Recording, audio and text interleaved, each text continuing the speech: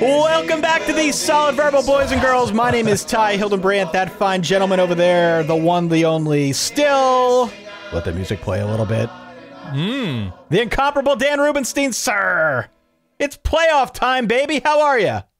I'm great. I'm so good. Is that Old Lang Syne, if I pronounced that correctly? Is that the name of the... I don't know how you say it. This is that commercial they did way back when they... Remember when Bill Hancock was trying to tell us that it was going to be a new tradition in college football, playing the games on New Year's Eve. It's long been stuck in my craw that they're still doing this stupid thing. But I guess now that I'm an old, it doesn't matter so much that they're on New Year's Eve. I have something to watch at home, and doesn't bother me as much. Yeah, but. were you planning on going out and getting yourself a little prefix? No. A little spinach artichoke dip, shrimp cocktail? No? Okay. No. So you're good. This year we're going to have some folks over here, some family that will ring in the new year with us, and I will probably be quarantined off in a separate room watching, both of these two playoff games for the duration of the evening. Hopefully eating something good. I'll eat Just something have like good. The food will be fine. Fistful of ossobuco or something. Yeah, something nice, but you're like, I got no time. Great. We'll figure the food situation out. Yeah, so look, it is playoff time. This is going to be the show on which we preview not just the playoffs, but the entire New Year's Six, and then I guess 3 other games that we didn't mention in the preview we did earlier this week. This episode, all of our episodes, you know the deal, driven by our good friends over at Geico. If you will be in the LA area, now this is the moment in time where we start talking about which teams might advance to LA. Which teams might be out there with us over the weekend of January the 7th when we're doing our live show at the Troubadour, solidverballive.com if you want to get tickets. So if you're going to be in the area, whether as a fan, maybe you live there, maybe you're passing through, maybe you're walking. What's the trail out there? The Pacific Trail? Well, there's Pacific Coast Highway, but yeah, there's the El Camino. Yeah, maybe trail. you're searching for the lost city of gold. I don't know. Whatever it is you're doing, if you're going to be in the West Coast, coming out to the Troubadour January the 7th, solidverballive.com. As we've said time and again, could be our last live show, not just in LA, but ever. Never know. It's true. Solidverballive.com is where you can get your tickets. Also, by the way, we have a special, we did a, in my parents' hot tub jacuzzi outside in their backyard, we recorded a special episode way back when with a couple guests. We are doing not that, but we have a special stunt podcast recording. The wheels are turning. Hint, hint. We've got some guests lined up for a very odd and fun podcast event. How about that? Podcast event in LA ahead of the national championship game. Anything I would say would give away the game. Okay. So I won't say anything more, but I will say, yes, the wheels are turning, and it is a very ambitious project that we have that you came up with and just decided that we were going to do. I'm cool with it. Like, I'm not shouting it down or anything. I'm into it. I'm into it. And once folks hear what this is, you'll understand why I'm into it. Yeah, of course. But, we're going to have fun. It presents logistical challenges, for sure. Serious logistical challenges, yeah. In the way, and we'll get into the bowl games here in about 30 seconds, in the way that when you go online and you see the video of Tom Cruise saying, not only am I doing my own stunts, but we are going to do the most ridiculous, most dangerous stunts ever conceived for Mission Impossible 15. Yeah. I don't know if you've seen the videos of Tom Cruise practicing his base jumping. I can't imagine what the insurance is. Cannot even fathom what that must be, but continue. This is how I view the most ambitious college football podcasting event that has ever been constructed or conceived that we are going to try to pull off in LA. There is definitely a slight possibility of death, I'd say. Oh, yeah. I think it's on the table. Yeah. It is on the table. Yeah. Okay. We'll pre-record an announcement of our demise that either Kate or Jody can put on the feed. Yeah. Should that happen. Yeah. Well, welcome back in. Earlier this week, we previewed, 16 bowl games, 17, whatever it was. It was a lot of them. And things start to ratchet up as we get towards the latter half, not just of the week, but of the calendar year 2022. We've got 9 games that we're going to discuss today. As I said at the very, very top, the New Year's 6. We've got 3 other ones as well. Go back and listen to our confidence preview that we did a couple weeks ago, where we did a really quick zoom through as we talked through all of these games and which teams we were most confident in, why we were picking them. This not only gives us a chance to take a deeper look at some of the matchups that we find interesting, but it also gives us an opportunity, more importantly, to change our minds. Yeah. As it did in the last show with respect to the Texas Tech Ole Miss game, right? Sometimes you see something, sometimes you feel differently after the fact, and this gives us that lifeline. If we desire that opportunity to go back in and change something. I don't know if I am, but I feel like I have more concrete views on the games now than I did when we did the zoom through. Like, just in taking a deeper look at information, oftentimes, as you know, throughout the course of the season, sometimes it's like, well, the more I look at this, the less confident I feel. The more I looked at this, the more confident I felt on at least like 8 of the 9 games that we're going to discuss. Yeah, and it's also because we have a better idea of who's going to be playing in these games. Short of, some Tennessee receivers who are incredibly crucial and their quarterback, who at one point may have been the best player in the country, we sort of have an idea what Georgia's offense is going to look like, what Michigan's defense is going to look like, because we don't have opt-outs, we don't have transfers. When we are seeing games of this magnitude, I shouldn't say that across the board, but generally speaking, we have a better idea of who's going to be playing, what the health is, and what they look like in these huge games. Whereas, look, if we're talking about the Cure Bowl or the Camellia Bowl, there's just going to be a ton of chaos and variables involved. But I think you're right. With these types of games, there's more solid ground, it seems. The barge with the bowls is here. All aboard. Military, Pinstripe, Texas, Holiday, Camping World, Cotton, First Responders, Music City, Ribox, and Orange. Pull that foghorn, baby. The bull barge has arrived in port. Again, old sound. Don't even listen to what bowls we called out in that sound. We just like the sound. We're going to keep it forever. We could just make a new one. Can we could probably add in new bowl sounds there. Yeah. I just wouldn't want to upset the integrity of the original because it's perfect. I love that sound. Yeah, and it's not the Camping World Bowl anymore, but I think they do play at Camping World Stadium. So there is that holdover. Oh, we're going to talk about the Cheez-It Citrus Bowl. I believe they play that at Camping World Stadium, right? Yeah. Yeah. It's the Cheez-It Bowl now. So look, let's just dive right in. Let's talk about the Capital One Orange Bowl. Let's do it. Number 6, Tennessee. Number 7, Clemson. Clemson favored by 6 points. They played this one on the evening of December the 30th. Yes. 8 p.m. on ESPN. Tennessee will be without both Jalen Hyatt and Cedric Tillman. Neither guy is playing. Also, Hendon Hooker, you may have heard, out for the year due to injury. That means this is going to be a Joe Milton game. Whatever that means to you, we can talk about that momentarily. Okay. On the Clemson side, it's going to be Cade Klubnik because DJU is in the process of transferring. His name is in the portal. They're also going to be without their defensive end, Miles Murphy, linebacker Trenton Simpson. Trenton Simpson, it's important to note, re-injured his ankle. He hasn't been seen at a bowl practice as of yet. Brian Brzee states that he plans to play in this game. Awesome. Big defensive lineman for Clemson. So this is an interesting case here. It's a Tennessee team that's a shell of its former self being in like October. It is going to be a different cast of characters, especially on the offensive side for the Volunteers. And that leads to the question of, actually that leads to the point spread of Clemson -6. I think that's how you get there. There are obvious questions about how is Tennessee scoring points? What will it look like as they try to move the ball? Clemson is still a pretty good defense. They might not be quite as good as we thought preseason, but it's still a pretty good unit. They still got Brian Brzee up front. They should still offer some real challenge for this Tennessee offense in whatever form it takes. So I'm on the Clemson side here. I said that during our bowl preview, our bowl confidence preview.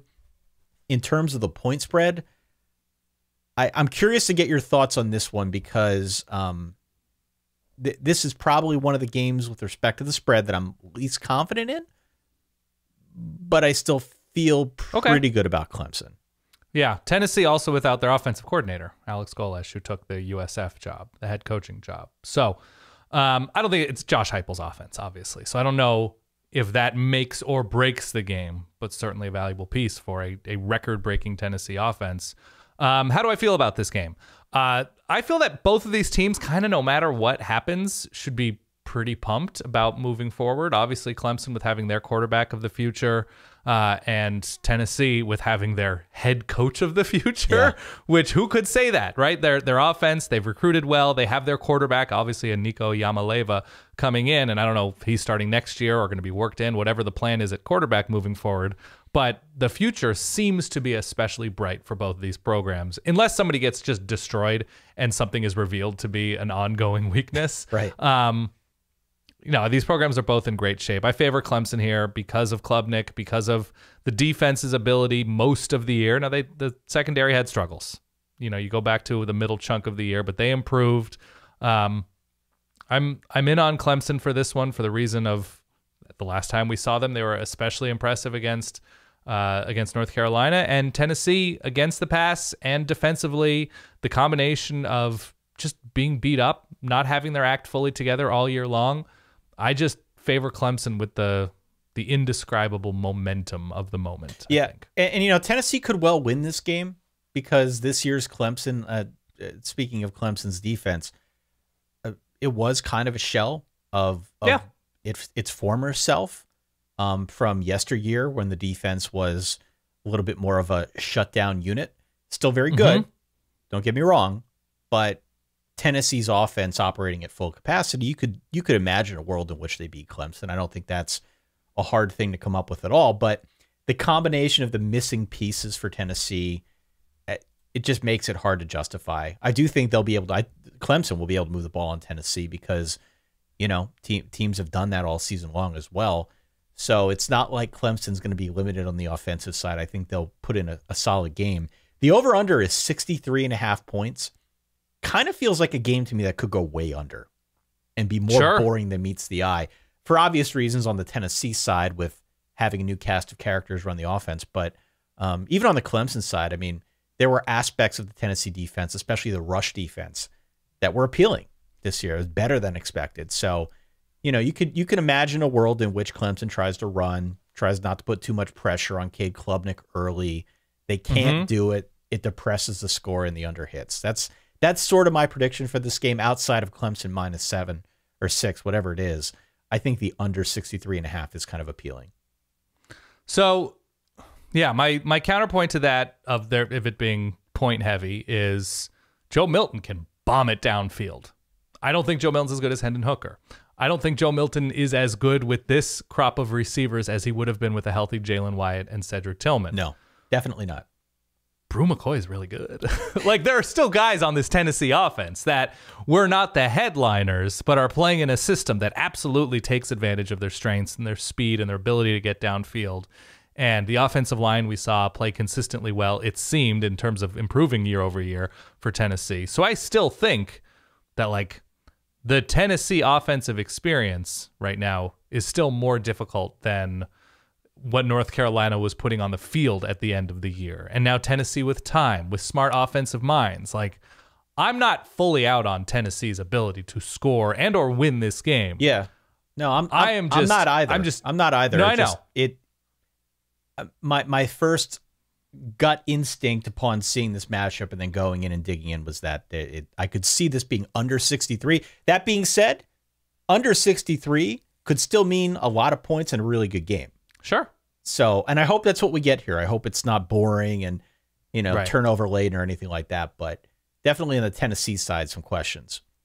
And definitely, by the way, Tennessee better against the run than North Carolina was, than a number of these teams. So I don't know if Will Shipley is going to be the star he clearly is, but Tennessee does play the run a little bit better than, their secondary was a lot more leaky because of the chances that Tennessee takes on defense. That's what their defense is built around, is the ability to be aggressive. And if it works, it works. If it doesn't, well, it could get bad. I like Clemson here. I do like Clemson because I think they're, at this moment, the way their roster is constructed, still a little bit more complete. Dan, let's go to New Year's freaking Eve, baby. Let's do it. What are you doing New Year's Eve? Let's see. I get home. By home, I mean to California on the 30th. So 31st, I'll just be around working. Maybe we'll do some live streams. Do we want to I don't know. something? We could probably, if we wanted to, I'm making a little studio in my middle brother's old bedroom. So no plans. I hope to eat something good and watch a ton of football like I do every year. All right. Well, stay tuned to social media. Stay tuned to, anywhere you can find the Solid Verbal. I'm sure we'll send something out via email as well if we decide to do a live thing. But I believe we've done that in the past, and it's been a lot of fun. So maybe we'll resurrect that so fun. For the playoff and for the championship too. Also, I'm on West Coast time, Ty, so you tell me. Nothing but early vibes in football for me. Scoundrel. Let's go to the Trans-Perfect Music City Bowl before we get to the big guns. Trans-Perfect, Dan, we've talked about this before. It's a company that does translations. Oh. The Iowa-Kentucky game translates to Jesus Take the Wheel. No. The over-under for this game is 31 points. Mm-hmm.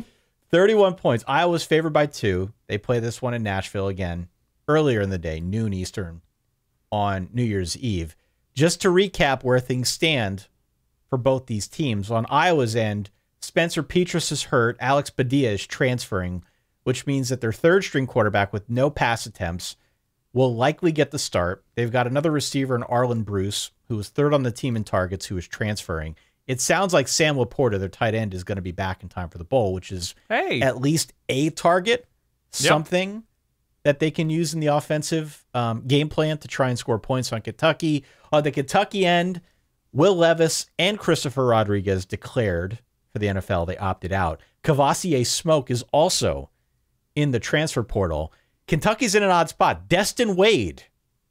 You ever hear of him? I know the name, but he is starting at quarterback? I have no idea who Destin Wade is. He's getting the start at quarterback for Kentucky.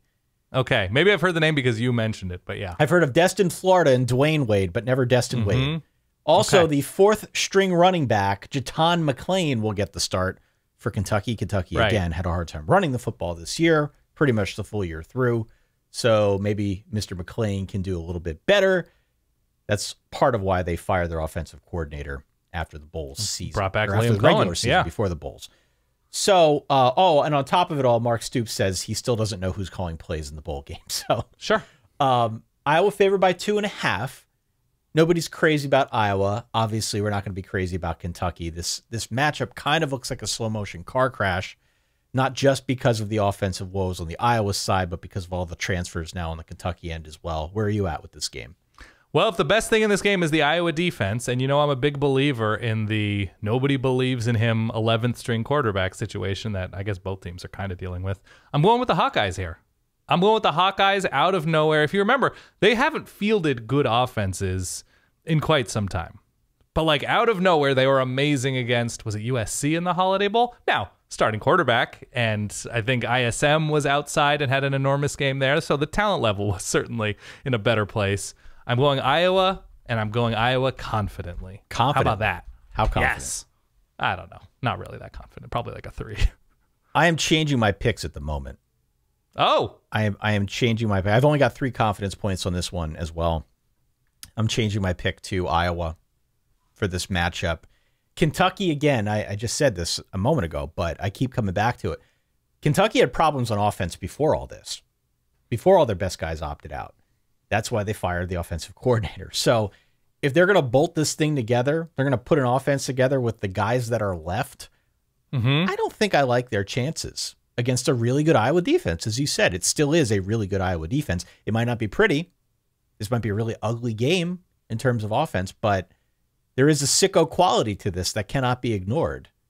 That almost has me intrigued enough to watch this game. I probably won't. If you are an Iowa or Kentucky fan, the game's in, this is Nashville, yes? Nissan Stadium in Nashville, correct. Folk is the pizza restaurant, or City House. I've been to City House. It was actually really, really good. Folk or City House. Excuse me. Yeah, it is. Is Folk Orlando? Did I come up with... Yeah, Folk is Orlando. Excuse me.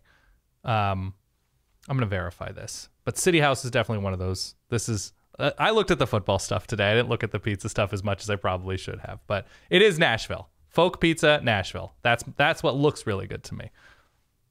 That's it. Not this game, though. What? Not this game looking good. Oh, no, the game looks terrible, but I'm going to watch the hell out of it, of course. I think it's Bruno in Orlando for the previous game, right? I have no idea. I've never been to any of these places. No, we did. It was the Orange Bowl. That's in Miami. Ty, you got to wrangle me here. You got to rein me in. Dan, let's go to the Sugar Bowl. Do you have Rex for New Orleans? Yes. Pizza Delicious. I mentioned it for, I think, a previous New Orleans game. Pizza Delicious. Very literal. Yeah. I like it. Pizza Delicious. All-State Sugar Bowl, Alabama -6.5 against Kansas State. Yeah.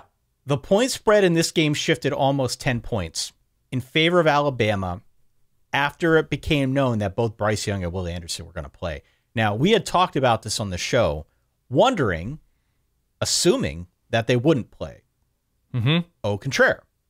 Kind of a big deal to get these two guys out there for Alabama, two of their best players. They will be without JoJo Earl and Trayshawn Holden. Those guys are transferring. Javian Cohen, who is their left guard, he is also in the portal. But by and large, it's a full-strength Alabama, which is awesome because it's also a full-strength Kansas State for the most part.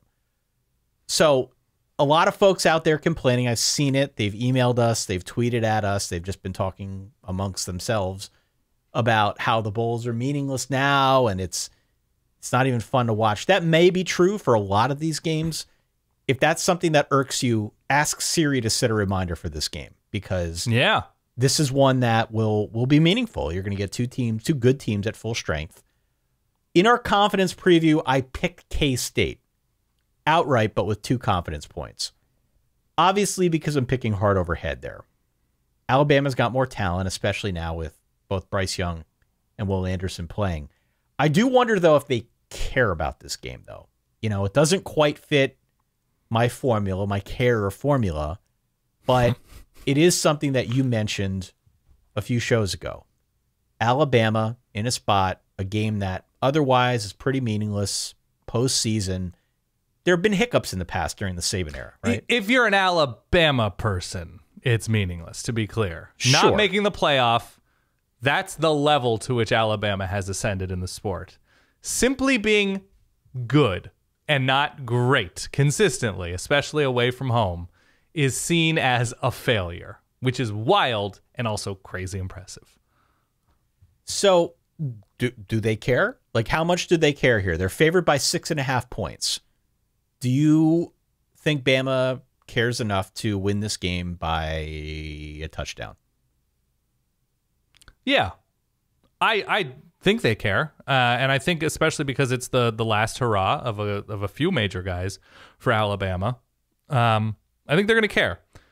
I don't think they're going to care as much as Kansas State, and this is one of the absolute biggest Kansas State games ever, if not the biggest one in modern K-State history. I think they're going to travel extremely well. They're going to be extremely up for this game.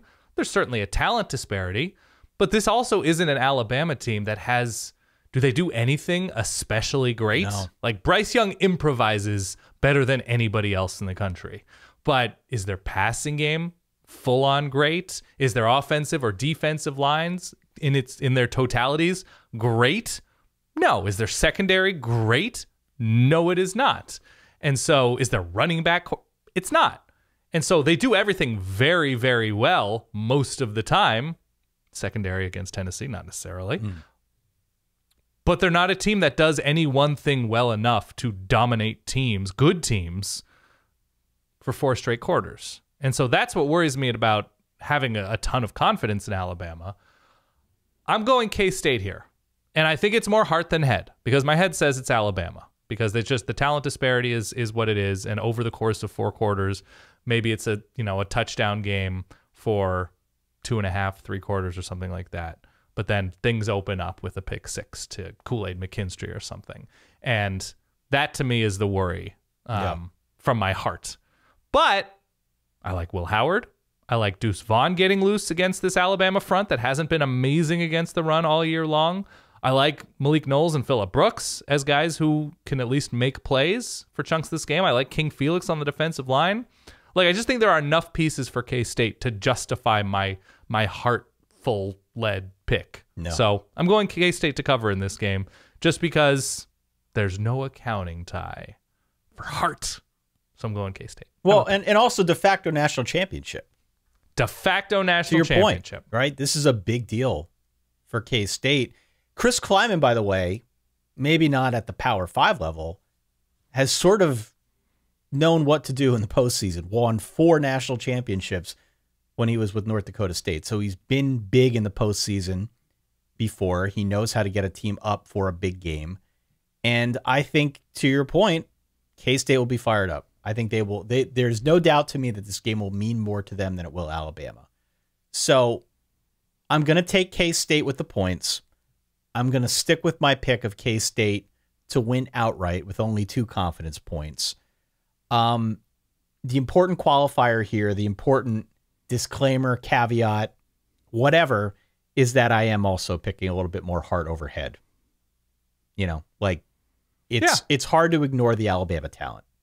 We know it's there, but we have seen weird hiccups on the Alabama side when the game does not mean as much as, say, a playoff game or a national championship. So but that's different Alabama squads, right? It's different coordinators, different quarterbacks, right? You're talking about whether it's a Blake Sims, whether it's, I guess, not him or Jake Coker, but different quarterbacks where you're just like, I don't know if they were super into the Trevor Knight Oklahoma team as much as they could have been. And so we have those moments, and we're just here to pick and figure out who cares. Who cares? Under your acronym. Yeah. Who cares? All right. So we are both going with K-State, I guess, plus the points. We are. We have been big on the Big 12 since day one. It's not ending now. It might end for the TCU-Michigan matchup. We'll see. Well, it's funny you should say that. Let's go to the first of 2 college football playoff semifinals. This one at the Verbo Fiesta Bowl, 4 p.m., New Year's Eve, Glendale, Arizona. It is Michigan. Number 2 team in the land, minus 7.5 points, squaring off against TCU. Just to recap, Michigan without Blake Corum, done for the season with a knee injury. They had some injury concerns with respect to Mike Morris, their important edge rusher, as well as Iabi Oki. Have not seen what their status will be for this game. They've had some time to heal here. I would presume both will be full goes, but I don't know that for certain. So I'm just throwing that out there. TCU, for what it's worth, appears to be at full strength for this game, which is awesome. So my main issue with TCU in this game is that they're kind of like Diet Ohio State on offense, i.e. they play somewhat similarly with a lot less talent. They've got an experienced line, but you can get pressure on Max Duggan. I don't think they're going to generate big plays against Michigan the way they did against the Big 12 schedule. Quentin Johnston will probably win some 50-50 balls because he's big and tall, and that's what he's good at. And I think Max Duggan can make an impact with his legs. I have no doubt about that. But sure, I feel like we've seen this show a few times now with the Michigan defense going up against a similar enough opponent, and they've been able to shut them down. And then we could talk about the Michigan offense and what I think they could do to the TCU defense in a little bit, but it kind of starts and ends there for me with TCU. TCU has lived by the big play and died by the big play all season long, and it does not feel like they'll be able to sustain enough against a really good Michigan defense to build up enough points, to get enough possession in order to win this game outright. So at first blush, I'm on Michigan here pretty confidently. Yeah, the other thing to me, there's a number of matchups in this one that are interesting to me. Michigan has had their struggles in the red zone. TCU has not. The TCU defense has not been especially successful in the red zone. They've actually had a good amount of struggles in the red zone that they're not able to finish drives defensively. The other worry for me, you talk about Michigan's health up front, but that front 7 or 8 or 6 or whatever they're playing, whatever look they're giving you, I think is going to overwhelm TCU's offensive line. Yeah. Max Duggan has been great in part because he's had to do so much in terms of extending plays and running or quickly finding somebody in the pass game. And what we saw, especially against Texas, right? Against a defensive line with higher level talent, even though the Texas defense hasn't always been good, it was pretty good this year. Against some higher level defenses, we saw it against K-State the last time we saw TCU play with a good defensive line, is Max Duggan basically willing himself to the finish line because of the hits he was taking, because of how much he had to run around to make plays, that he never seems comfortable, which again speaks to his season of greatness, that he was able to be as successful as he was. It was in New York for the Heisman, that worries me right? against Michigan. Yes. He's a Heisman finalist. He's going pro. All the accolades rightfully earned. This is not a playoff caliber offensive line for TCU. And that's okay, because the season is above and beyond any TCU fans' wildest dreams.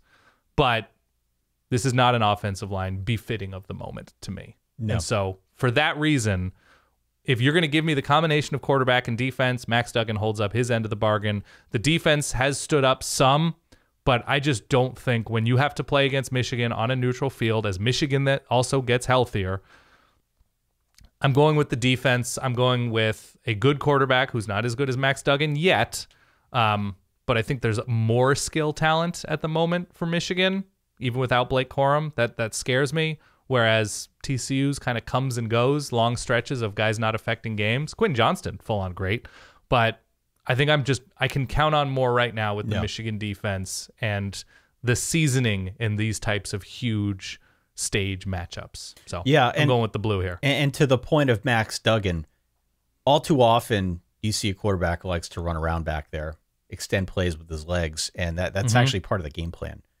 In this case, I don't know if it is, because it shows up on paper as a really high pressure rate allowed by this offensive line. So to the point of, can TCU's front hold up against the Michigan front? We've got a season's worth of data that would suggest that the answer is no, strongly. No, but we'll see. TCU has been defying the odds all year. My question about the TCU defense, I think, needs to be mentioned as well. We've commented on occasion about how good their secondary has looked in spots. And, they're really good. I think they're really good, but they don't have a good pass rush. Right. And their rush defense as a whole is pretty average. So this feels like the kind of game that Michigan, that Georgia, we'll talk about Georgia next, that those types of teams like to play in.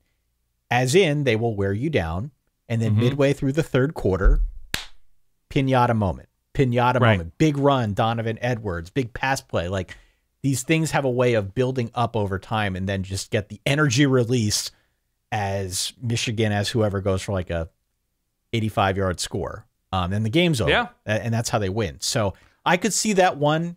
I could see that kind of taking shape here between these two games. I can see that one happening here, that sort of thing happening here as this game takes shape. I have Michigan 34-21. Yeah, I think that's about right. I'm double digits with you. Here's something else, and I'm going to try to describe it accurately. I think Max Duggan has more absolutely heinous throws in him over the course of a game. Now, far fewer than before. But we've seen it even this year. We're like, oh, there's the glimpse of the old Max, whatever. We're like, oh my God, what was he thinking? Why did he let that ball go? Now, TCU can survive those, right? Michigan can drop an interception, or he just overthrows a ball badly enough that nobody can intercept it or something. But J.J. McCarthy's absolutely heinous throws seem fewer and further between than Max Duggan's. And so that's the creep that, to me, could occur in this game, where you're just like, oh, he's going to want that back as soon as he releases it, and everybody watching on TV knows it, and you're just like, oh, wow. And against Michigan, with how they're able to sit on turnovers and keep your defense on the field with their style of play, it seems like that could be early and backbreaking. Yeah. Okay. Well, again, Michigan, TCU people, whichever team wins, if you're coming to LA, solidverballive.com. It's where you get your tickets. Yeah, Solid Verbal Live. And if TCU wins, I'll apologize to you in person. I'll give you a big old handshake or hug or do jumping jacks for you, whatever you want me to do. Yeah. I'm just guessing here. Let's go to the second of two college football playoff semifinals. This one at the Chick-fil-A Peach Bowl, de facto home game for Georgia. A 6.5-point favorite squaring off against Ohio State. They play this one at 8 p.m. again on ESPN. Yeah. Just to recap on the Ohio State side, we got confirmation a couple weeks ago now that Jackson Smith and Jigba done for the season because of that hamstring injury that he suffered way back in week 1. has never been right. They're not going to push it with him. So he's done for the year. It looks like Trey Henderson and Mayan Williams should be good to go. I haven't seen any further injury updates on them. I know they were banged up down the stretch, but it would obviously be a nice boon for the Buckeye offense if they're able to get both those guys back and healthy. On the Georgia side, I actually have some concerns about this one because Ladd McConkey still is not practicing. And it seemed as if there was some question as to whether or not they'd get him back. So the last report I saw said that Kirby was hoping that they would have him back practicing in time for this game, but haven't heard a whole lot of updates. Injured his knee in that SEC title game, and I think it is worth a discussion what the Georgia offense looks like if he doesn't play. Because keep in mind, everybody talks about Brock Bowers, about Stetson Darnell Bennett. Washington too, but yes. Ladd McConkey had 3 fewer targets, 1 less catch than Brock Bowers. He's been a really big part of this offense, the leading wide receiver in that offense. Not having him, I think, is a problem. Georgia's good enough to win without him. Okay, I'm not saying if Ladd McConkey's not out there, Georgia loses. I'm not saying that at all. But when we're looking at a point spread that's about a touchdown, I'm looking at this and I'm saying, okay, well, this is a team that we know likes to grind it out. We know they like to play slowly. We've seen them in some close games before. We've seen the offense just in key moments here and there sputter a little bit more than expected. To be down Ladd McConkey, that kind of changes my mind a little bit here. I was still picking Georgia, but Right. I don't know. Am I too overbearing about the McConkey thing? Where are you at with that? No, I think that's a huge factor because you're right that everybody's going to key in on Brock Bowers. And look, Oregon keyed in on Brock Bowers. They didn't do much in that game. They beat Oregon 49-3. No. What was the final score of that game? 4-9-3. So Ladd McConkey is a winter wonder. He is a rare receiver that you can count on in December and January to, no matter who you're playing, to make a big difference. And he was able to do it against the best teams on Georgia's schedule, I believe. Maybe he disappeared in one of those huge games, and they didn't play that many huge games. But he's a problem. He gets open with the ball. He's elusive. He makes people miss. He scores touchdowns. He is a huge reason why Stetson Bennett ended up in New York, and Stetson Bennett had the season he did, and the Georgia offense, while not having the high-level receivers necessarily that they've had or receiver production, he's that guy. He's the guy you have to pay attention to because they use him in a number of different ways. So whatever his health is, that's a big deal. Now, Jalen Carter, is he wearing a Georgia uniform or an Ohio State uniform? Right. He's wearing a Georgia one. And so you're afforded a certain amount of wiggle room when you're dealing with some injury issues on offense when you field the defense that Georgia fields. And best defense in America? Likely. I mean, they faced the best offense in America and fully shut them down in Tennessee. So I'm going to give them that benefit of the doubt. What they did to LSU in the championship game, yes, they absorbed some yardage, they absorbed some points, but that game was out of hand pretty quickly. I'm just in on Georgia here. I'm just in on Georgia because I've seen what they can do in these big moments against big teams. And I'm still worried about Ohio State and the issues that have plagued them all year. Offense looks great, but the defense doesn't. Defense really comes to play. The offense doesn't take chances. They're risk averse. They disappear in doing the things that are working for them. They're trying to run the ball when it's not going. Like, I just don't think Ohio State is fully locked in on who Ohio State is. Yeah. And if you are not fully ready and you are not a fully realized operation, beating Georgia and Atlanta? Yeah. That's what you're asking for me to believe in?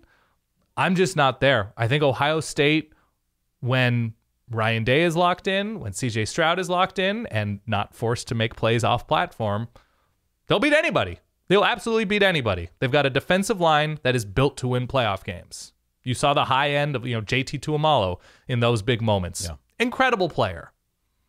I'm just not there with the totality of Ohio State. And if I'm not there, it's hard to pick against Georgia and Atlanta. So I'm going Georgia here to cover. Yeah, I just to put a bow on the Ladd McConkey stuff, even if he's not out there, Georgia's good enough to grind it out and win. Sure. Among all of the playoff teams, Georgia, Michigan, even TCU to an extent, these are teams that are very, I think, firm, very strong in their identities on offense.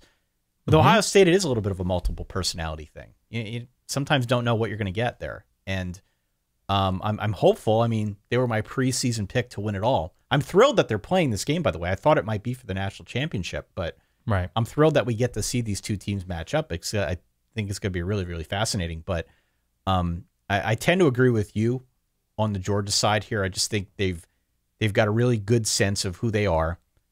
They should be able to grind Ohio State down the way Michigan ground Ohio State down and play a similar style of football and win.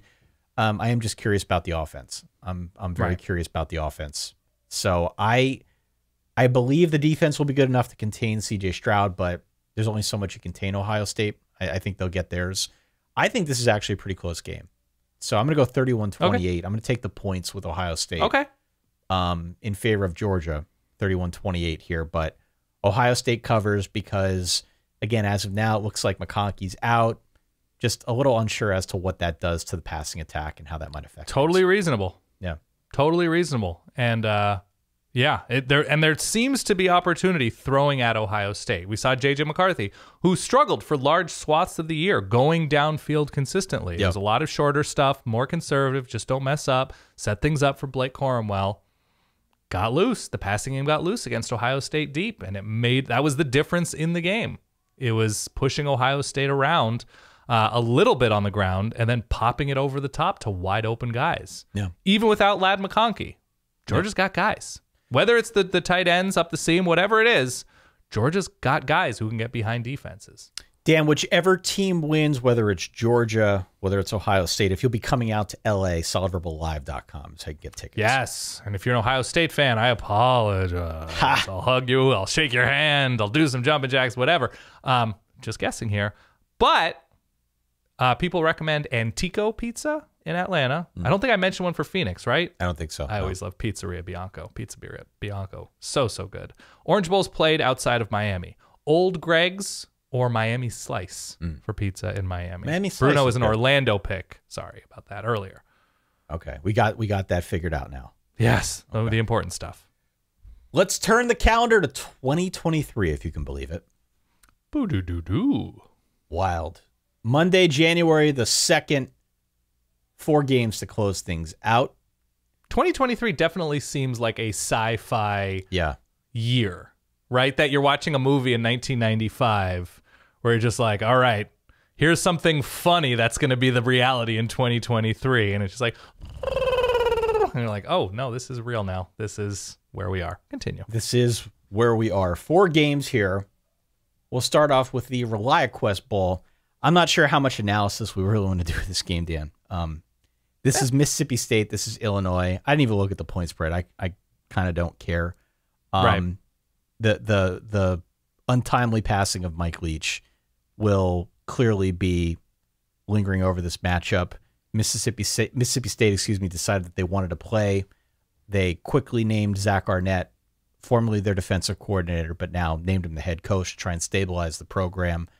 I don't know what kind of state of mind they'll be in. I don't know what state of mind Illinois is going to be in. It's hard for them as well to be part of this matchup. So I'm not making a pick here. I'm going to root for Mississippi State, but in terms of actual football analysis, it's kind of hard to do. I just hope the players and the coaches and the folks out there that are part of this game are able to take some solace in the fact that it's being played.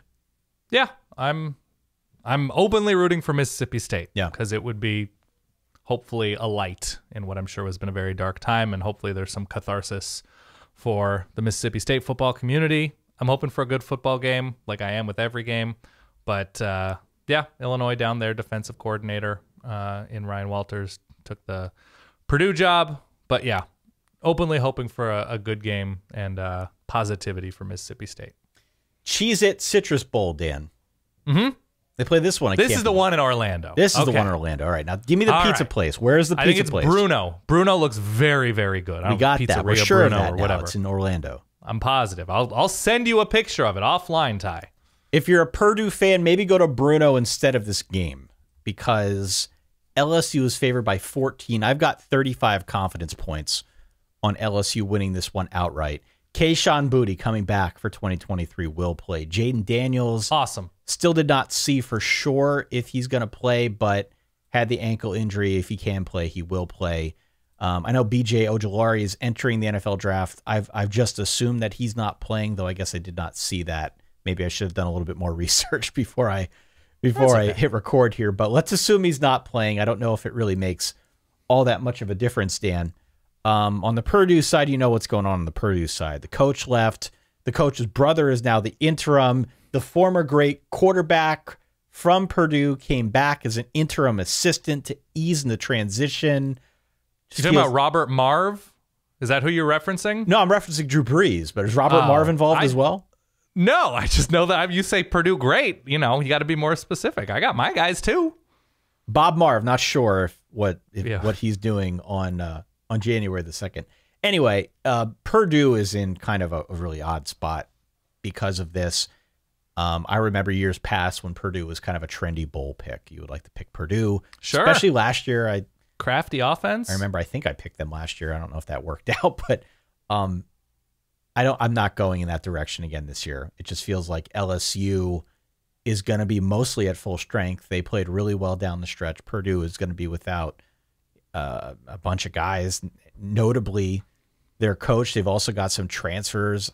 So I'm going LSU here. I don't have a reason to think otherwise. I don't know about 14 points. I probably wouldn't bet it, but I think you got to go Tigers to win. They have elite confidence in my confidence bracket pool, whatever. LSU does. So I am in a weird turnaround. The universe has a depleted Purdue team heading into a bowl. Obviously, we had a depleted LSU roster last year against Kansas State. So I like LSU big here. Final two games. Let's go to the Goodyear Cotton Bowl Classic. It is USC favored by 3, just 3 points. Mm-hmm. Against number 16 Tulane. They play at 1 p.m. January 2nd. AT&T Stadium in Arlington, Dan. You like Tulane here. I do like Tulane here, and I still like Tulane. I've mentioned it a couple of times. De facto Super Bowl, Caleb Williams says he's going to play. He said his hamstring has been improving and coming along well.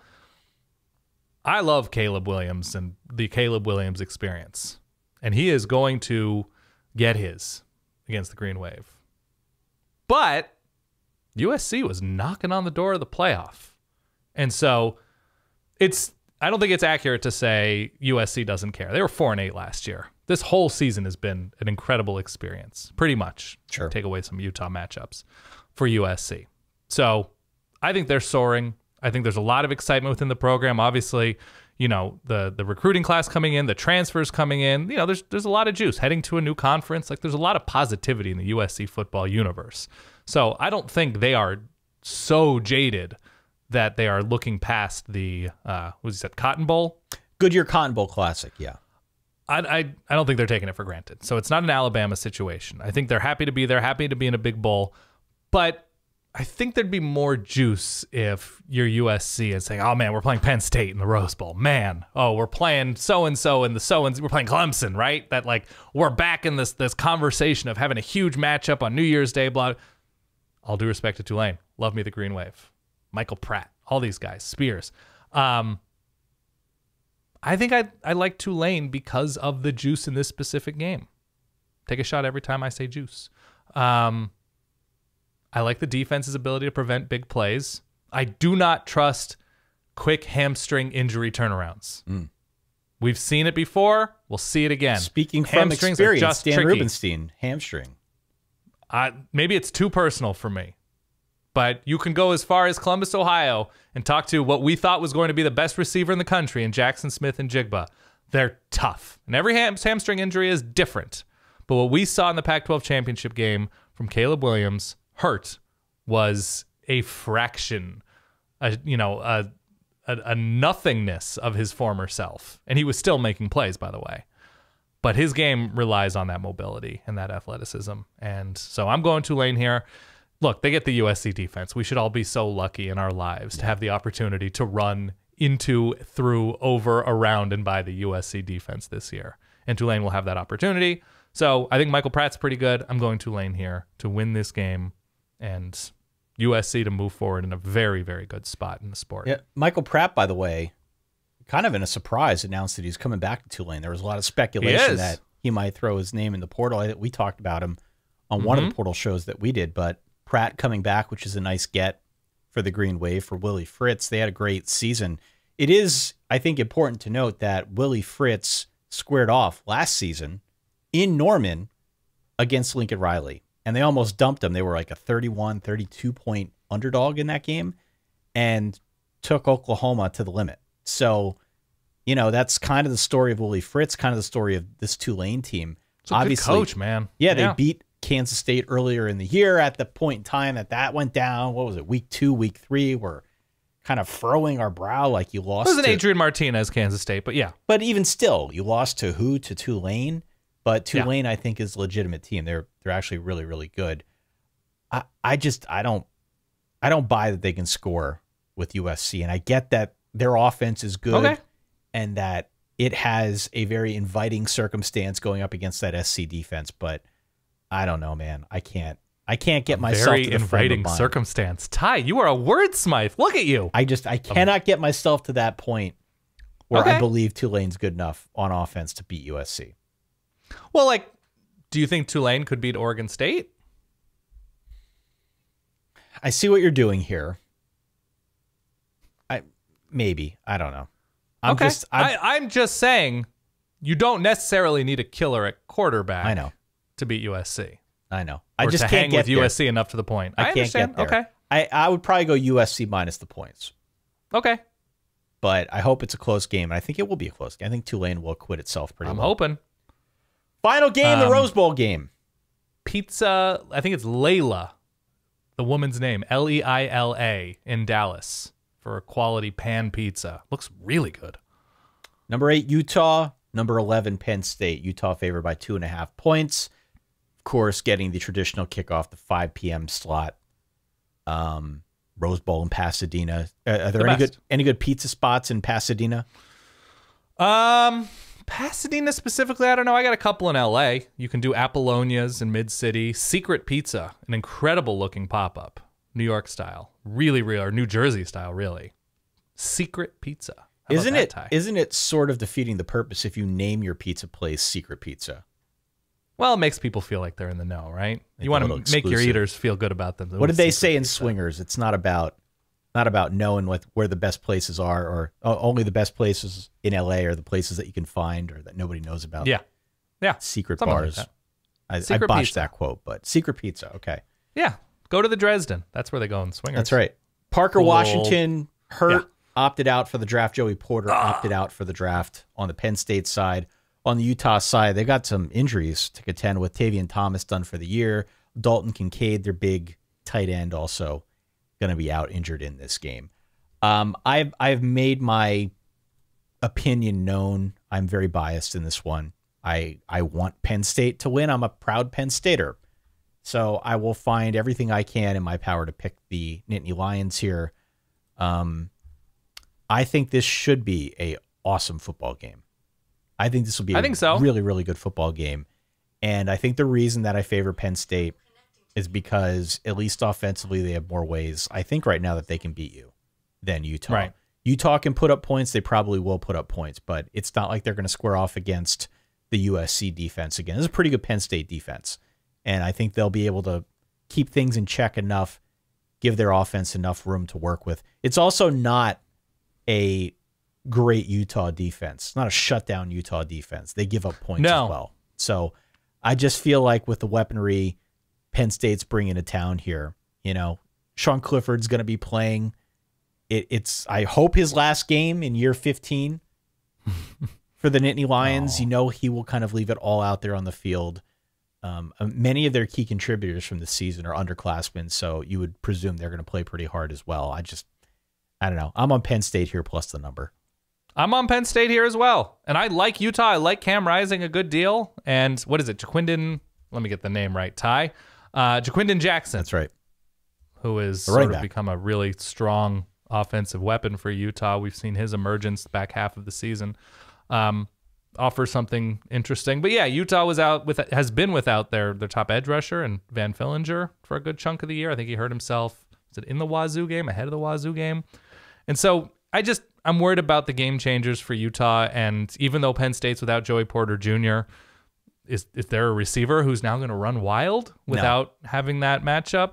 for Penn State, and I like Parker Washington, but they have other receivers. They got better running the ball this year. I think I'm going Penn State here. My concern is, God damn, Cam Rising is a player. Yeah. He is just a big game dude, and God, is he good. And that's what worries me, that he is a nightmare on 3rd and 7.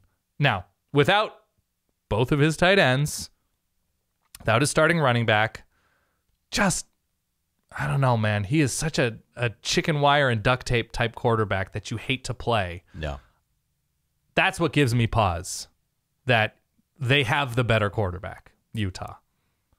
And so I know you're out on Sean Clifford. I would love nothing more than for Sean Clifford to throw for 400 yards in the Rose Bowl to once and for all stop with the Drew Aller stuff with you. But I'm still going.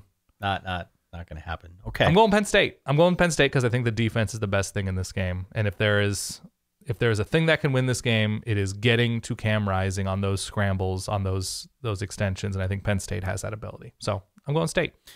We agree. So look, if you're going to be out in the LA area, if you're a Penn Stater, maybe extend the trip by a few days, go see some of the sights and sounds that LA has to offer. If you're a Utah fan, you're not that far away from home. Maybe extend your trip by a week and come and see us. January the 7th. Love to. At the Troubadour. SolidVerbalLive.com is where you can get your tickets. Would love to see you. I'm specifically talking to you, the listener. Not to right me. now. Not to me. You. I'm talking to the listener. Not to you, Ty. Yeah, SolidVerbalLive.com. An incredible show. We're going to have a terrific time in LA. It's in Hollywood specifically. The Troubadour. It's the best. It's so good. So look, Dan, that does it for bowl previews. Obviously, once we know what the matchup is in the national championship, we'll find a way to preview that in ambitious fashion, perhaps how we discussed a little bit earlier on the show, our unnamed podcast project. But I think we're set up here for a really good weekend of games. I'm excited to ring in the new year. I presume I will be talking to you at some point on New Year's Eve. Yes. We will be figuring something out with the playoff, right? Yeah. Okay. Definitely. Stay tuned for more on that. We'd love to have you aboard as we do something live. We'll figure out the what and the when. Make sure that you follow us across all social media. We'll make sure that we post it there. In the meantime, Dan, Happy New Year.